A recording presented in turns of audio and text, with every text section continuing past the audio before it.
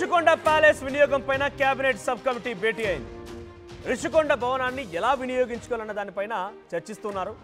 So Rishikonda భవనాన్ని ప్రజా వినియోగంలోకి తీసుకురావడం, ప్రభుత్వానికి దాని నుంచి ఆదాయం వచ్చేలా చేసే అంశాలపైన కసరత్తు జరుగుతోంది. త్వరలోనే రిషికొండ ప్యాలెస్ వినియోగం పైన ప్రభుత్వానికి నివేదిక అందబోతోంది.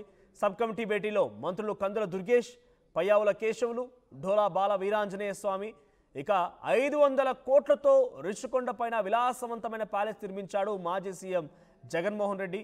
అయితే ఆ రిషికొండ ప్యాలెస్ని ఇప్పుడు ఉపయోగించి రాష్ట్ర ప్రభుత్వానికి ఆదాయాన్ని సమకూర్చేటువంటి పని చేయాలని చెప్పి క్యాబినెట్ సబ్ కమిటీ ఆలోచిస్తోంది. క్యాబినెట్ సబ్ కమిటీని ఏర్పాటు చేశారు, దాని ఉపయోగాలకు తీసుకురావాలని చెప్పి. దాని విషయంపైన కందుల దుర్గేష్, అటు పయ్యావుల కేశవ్ అండ్ డోలా బాల వీరాంజనేయ స్వామి అందరూ కూడా భేటీ అయ్యారు. మరి దీన్ని ఏ రకంగా ఉపయోగాలు తీసుకొస్తారు, ఎటువంటి అంశంగా మారుస్తారో చూడాలి.